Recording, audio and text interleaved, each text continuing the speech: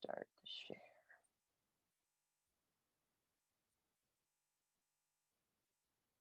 All right. Can I get a verbal that I can see some responses here? Did I see Yes. letters?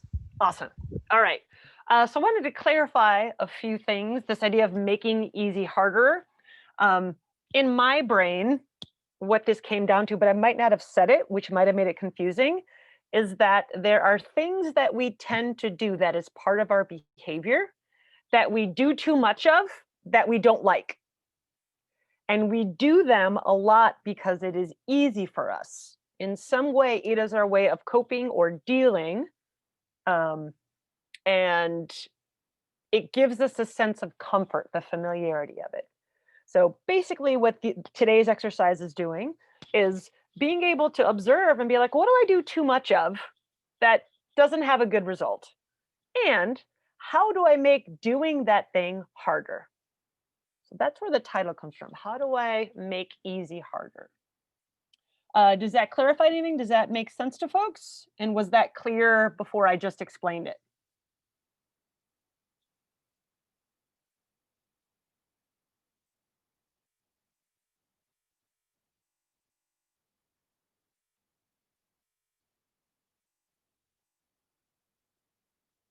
Take from the silence that maybe it's all of the above.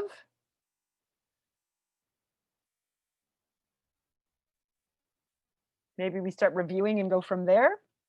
So again, the first question I asked is, what is one habit behavior that you do too much of and want to do less? So let's take a look at some of the responses.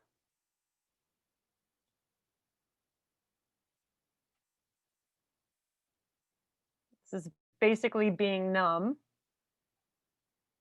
and whatever.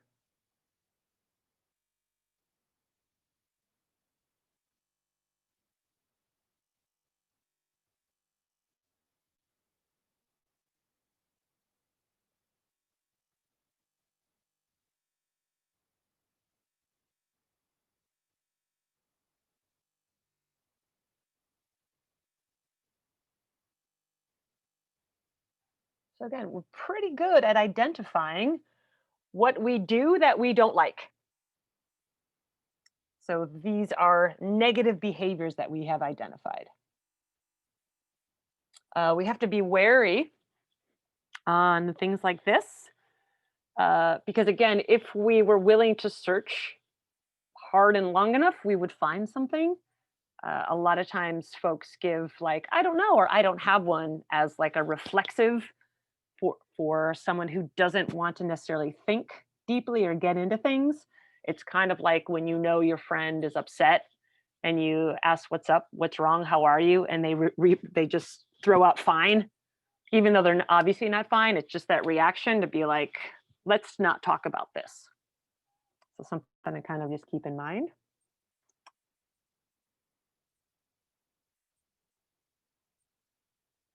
Interesting. Okay, so these are all things that people dislike that they do. Again, coping mechanism, if you will, that they would like to adjust. So let's go back to the beginning. We're going to have to relate. Then, why does this habit behavior make you feel comfortable? Right? So there is a comfort that's surrounding this thing. That's why you do it. So, procrastination. Number one, how does it make you feel comfortable? Because you get to decide what you do. You don't have to do what you don't want to do until you say, or, the deadline says. So it's about control. It's about the control of how you use your time. And you say you're ready, right? The binge eater is not quite sure. But if I look at objectively again, the act of binge eating, it is taking a whole lot of food. So the first part of comfort is that you have enough and you have a lot. So that's comforting. There's not a scarcity thing. The other that has to go with binge eating is, again, you are dictating how much, how fast. You are able to tell your body keep eating even though it might not want to. So again, there's a control factor. Um, on one of these, I don't know if we saw it, the behavior that they dislike is they slap their brothers, right? So again, we go into why does that make you feel comfortable? Because you have that card to play, I have right? a Yeah, yeah, please. regarding to the question, what if what an example that you put is not rather something that makes you feel comfortable, but it's just a behavior that you've learned and it's kind of rewired in your brain? Perfect. Do you want to give me an example or do you want me to just go off that? I guess I'll use my personal example. Okay. Mm. I tend to really prioritize grades to the point that everything has to be like a straight A, or otherwise I don't feel kind of like not that I don't feel validated, but it's like been wired in my brain that I'm smart and that I have to get A's. Okay. So thank you. So that is accomplishment and achievement. So Yeah. again, passing doesn't mean anything, graduating doesn't mean anything. It's top of the class. So why that might make you feel comfortable is again because it is a behavior that is attached to your identity of being smart. It reinforces I am a smart kid because I am getting straight A's and I know how to get that done. The comfort is in the familiarity. The comfort is in knowing exactly what you need to do and to prioritize that, to be able, you know how difficult that is for like a regular person to just pass everything off and just focus on school. So when you think about that, and you're absolutely right, a lot of times the comfort is simply in the familiarity. Like this idea of binge eating, right? If I were to look at it objectively, I probably get to this point where my stomach is like, oh, right? But if I associate that big exhale, my belly's so full, with rest and sleeping, if that's how I get to sleeping is by eating to the point where my body needs to shut down, it's going to be comfortable. Did that resonate? Am I wrong? Do So you the comfort would be the familiarity of the behavior. Yes, and the reinforcement of the I am smart identity. I am smart, I have good grades. Because there are a lot of folks who consider themselves smart but don't care about school. Hmm. You see, so your behavior is reinforcing that I am a good student. I am smart, I can learn. And if you think about the way school is set up, right? Your job is to get good grades. And for you, it's to get straight A's. So you figure out what you need to do those things. All the rest of the stuff, as you were saying, on your life can go by the wayside. So the comfort is in establishing that I am smart and I am capable. I think the other thing goes with capability because the school is impending these. You need to do X, Y, and Z to get an A, and you're like, I can do X, Y, and Z, no problem.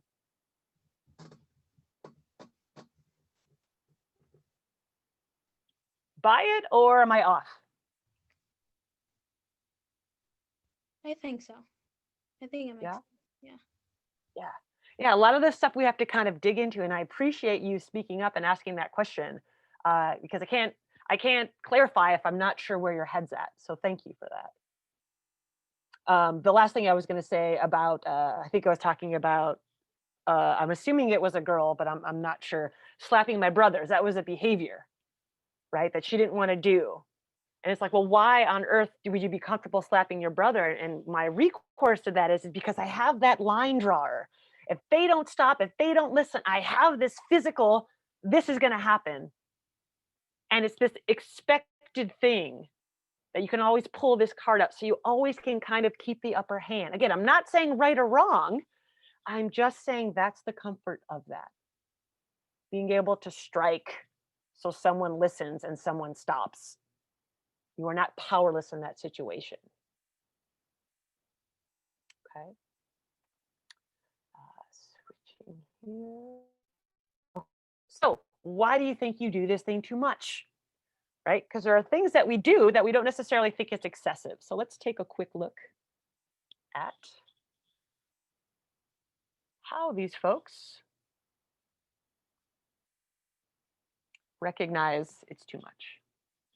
Some people say it's just every day. Mom calls out. Counselor is a professional, right? Mom is tend to be someone you want to love and listen to.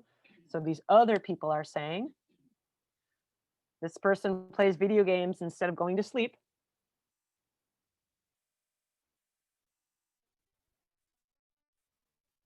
Some folks see it in their daily life and don't like that outcome.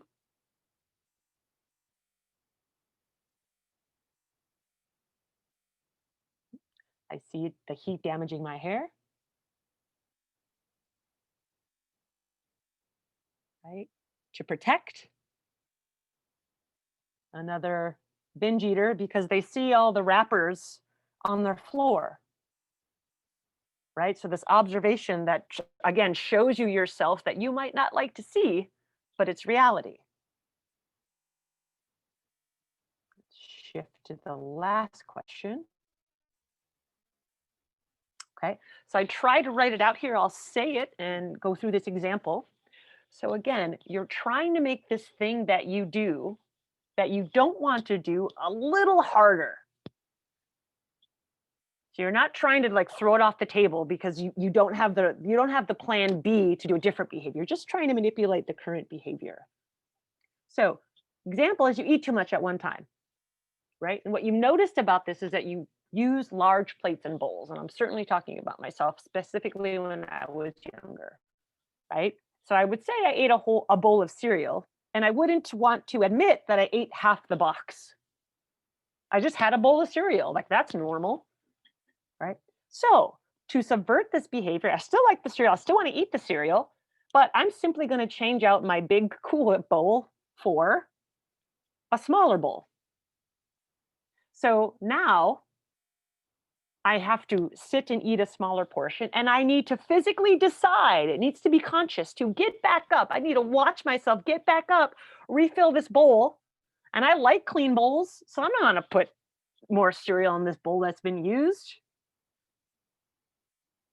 Right? So I'm taking these things and I'm trying to make it harder. If we look at folks here, right? And again, we understand that I need to find another way of dealing, but finding another way of dealing is not a strategy. Now, so here, maybe learn to eat smaller portions of the things I'm eating. But how do you set up the learning? So if I take this example again, I'm a binge eater. Typically, binge eating is done in private because there's a little bit of shame to it, right? So in this instance, maybe I binge eat chips. Like that's what I do. So the simple fact I could go hard and big and I could say I'm only going to eat when people are around. Right? But that might be too much and like upset the wiring and kind of spin you into a spiral to be like, nah, I can do whatever I want. The other option is instead of taking the big bag of chips into your room, take a handful or take a plate. Because if it is something you want to do in private, you have to expose yourself to your household to go get the food and then bring it back. Right? So if you take a handful or a plate, you have to go through that exposure one more time. And that might be just enough discomfort to be like, actually, I'm fine. I don't need any more chips. I already had this plate or this handful. Okay. So let me stop sharing for a moment. Thoughts or questions? If anybody else has a particular example they want to throw out there, I'd be happy to run through it with you. I know when recording, though, people get a little bit like vocal shy.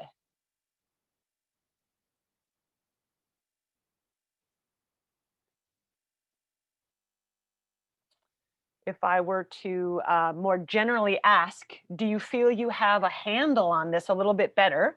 Could you chat or simply say yes or no? Yes. Okay, I have a yes verbally, thank you. Anybody else?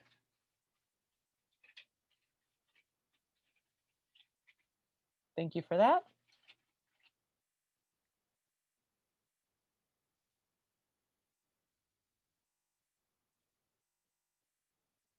Okay. So this example, what I'm asking you to do for today's assignment is the invert, right? It's making the hard easier. So this is a behavior that you want to have that you think is positive, but you don't do yet. So how do you make that hard thing easy? How do you shift yourself off of this comfortable not doing into a tiny bit of doing, setting yourself up to do? So it's the inverse, it's the flip. Okay. And I think the example I give on that is if you want to go walking, right? You want to go walking outside, but you don't have anyone to go to, et cetera. But you really like podcasts. And when you have visual, you don't listen to podcasts because you'd rather watch. So the simple idea there was be okay. So I'm going to look for a podcast or several that I really want to listen to, and I'm going to pair that desire with this thing that I want to do. So I'm now going to take walks and I'm going to listen to the podcast that I otherwise wouldn't. So that is an example of making that change to set yourself up for success. Okay. And that leads us right to time. Let me stop recording in case that's the barrier.